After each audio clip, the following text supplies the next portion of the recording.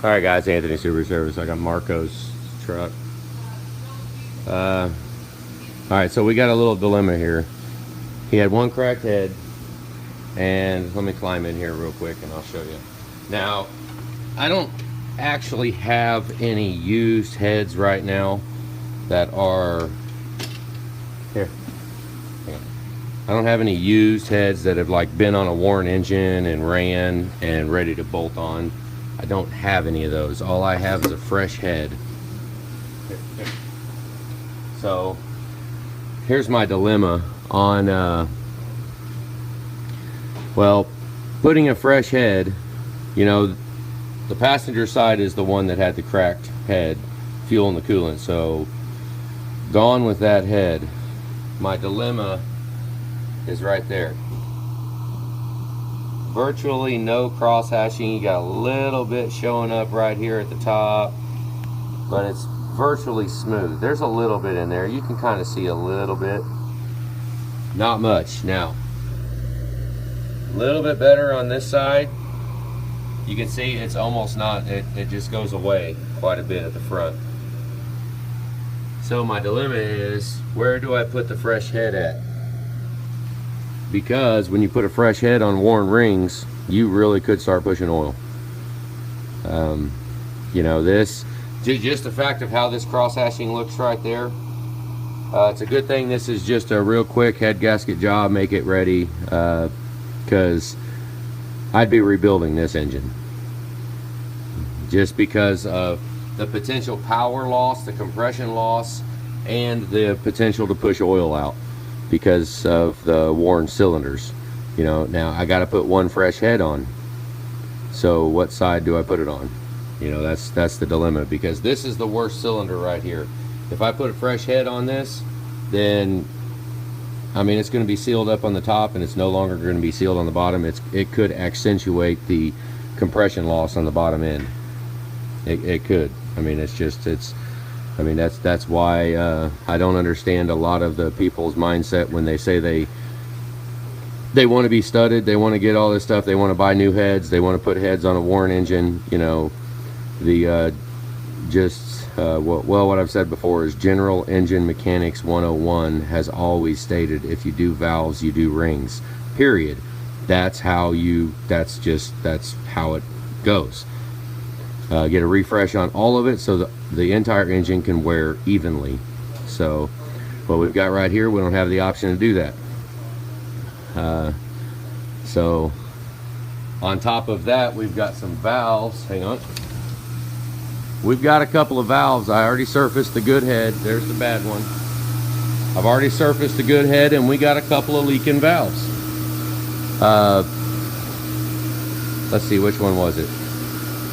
Oh, I think it was the back one was leaking. I mean, the valves are leaking, you know. I mean, and yeah, in a perfect world, what I would suggest would be bare minimum to disassemble this head and at least lap it in and put new springs and seals on it. You know, new springs, new seals, and lap the head in. Lap all the valves. That way we get a good seal. But do we really want a good seal because of the engine? Because of the cylinders? I don't know that we actually do. I've got one engine, I got one head right here, it's ready to go. We just cut the plastic open to make sure that it's a 20 millimeter, and it is. So we're gonna put this one on, but I'm really thinking about putting that head on the driver's side.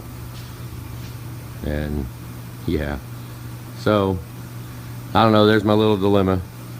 We're gonna go ahead and make a decision and put it on. I don't really think at all it's in the cards financially to at least a ball hone, something to put new rings in this. You know, I don't think it's in the cards. I mean, it's just not. And you know, I know a lot of people on here are gonna be typing comments and saying, just rebuild it, well, it's easy, like I've said before, when it ain't my money. You know, when I'm not the one having to pay for it, we can suggest the world, but there's only so much, you know, there's only so much that that a wallet can withstand.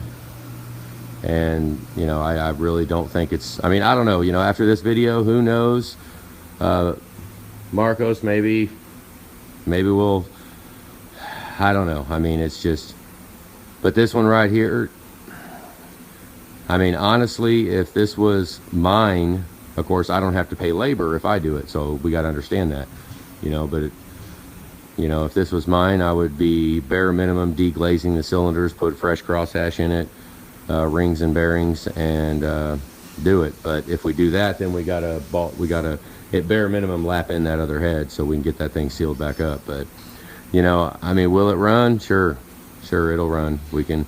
But you might have a little compression loss. I mean, we're not going to be harnessing all of the power that the engine can produce because of the worn cylinders. So it's a big reason why I always, you know, I mean, very rarely do we just do head gaskets, because we run into stuff like this, and I don't really like overlooking stuff. So that's why I figure I'd go ahead and make a video and show this, and show where we're at. At least everybody can be aware of the situation, you know. But I mean, it'll run. I mean, let's not think that, you know, in 10,000 miles it's going to break down. No, that ain't the case. You might be getting a little worse mileage. You might be using a little oil, you know, and the fact that we didn't deck the block, that's another thing, you know. That's an iffy deal right there. Okay, I could go ahead and get feeler gauges out and check this freaking block. What difference is it going to make? It's a moot point. It doesn't freaking matter, because if it's not in the cards to deck this block, then it's not in the cards. We don't even want to know. I don't even want to know, because if I put the straight edge and feeler gauges on this block and I see that it's bad, I can't do the job. So, you know, it's and some of you might cringe at that and might think, what the hell, why won't you at least check it? The reason why we won't check it is because it's not in the cards to fix it. So it's better off, it's kind of, what do you call it, plausible deniability. Whatever. Just because, I mean, you know, now if it is in the cards to do rings and bearings, then heck yeah, we'll go ahead and deck the block. This thing will be, it'll be beautiful. But, you know, we just, there are times where jobs, we just got to get it running. This is a work truck. He works out of it. He's waiting on it. You know, he's losing money every day that it's not running. So get this thing back in the road and make it happen. So I don't know. I just wanted to make a video of what's going on in this bay. We're John's not here yet. We're gonna do a we got a big 6.4 build coming up here in a minute. I guess Jay had an issue, so he's not going to be in. So everybody just got bumped up one on the list, which I'm not exactly sure what the story is. Julie's got all of it, but she just tells me where to go and do it. But yeah, we'll go ahead, and there was quite a bit of oil on this too. I don't know if we got the Y pipe already clean. There's more issue on the Y pipe. It's already been cleaned, hasn't it? Yeah. You can kind of see it glistening right there. We've already cleaned it. It was wet on both sides. Now that could be because of coolant. You know, it could be just coolant was all over the place. Another thing it really could be is compression loss.